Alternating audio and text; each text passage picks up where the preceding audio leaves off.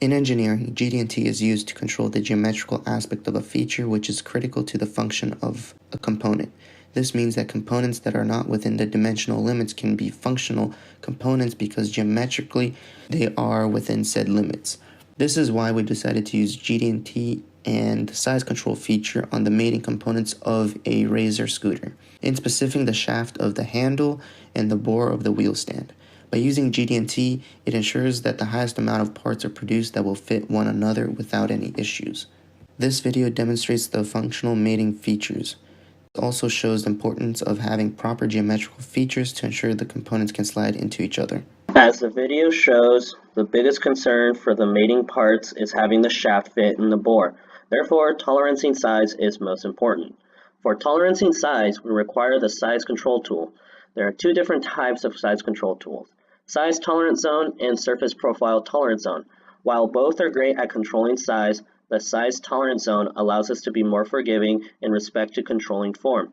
Since we are only concerned with the surfaces in contact, we decided to use the size tolerance zone since we are not as concerned with how the other surfaces appear. The envelope rule is an important concept in understanding the size control tool. According to ASME standards on GD&T 2009, in the absence of any tolerance zone size modifier, all size tools impose an envelope of perfect form at maximum material condition, or MMC. Now, this rule guarantees that the size mating features can be assembled. Here in the lower left corner, you can see the two mating features that have been sized. Now, if we go ahead and zoom in a little bit closer, we can see the shaft diameter, the bore diameter, and the perfect envelope for both the shaft and bore diameters. And according to the envelope rule, neither the bore or shaft diameters can cross this envelope at any point, even under worst-case scenarios. Here we can see the worst-case scenarios under MMC conditions.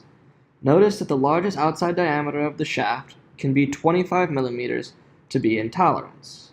Similarly, the bore can have a minimum diameter of 25 millimeters to still be in tolerance, showing under even the worst-case scenarios, under the envelope rule, the sized parts can still be assembled. Least material condition is a feature that describes a dimension or size condition where the least amount of material in volume or size exists within the stated limits of size.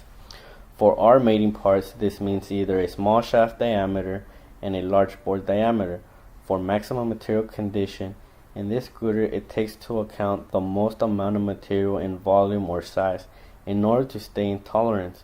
To ensure the two parts never interfere or to limit the amount of interference, maximum material condition can be called out to take the outside of the shaft that must go through the inside of the bore with clearance between the two.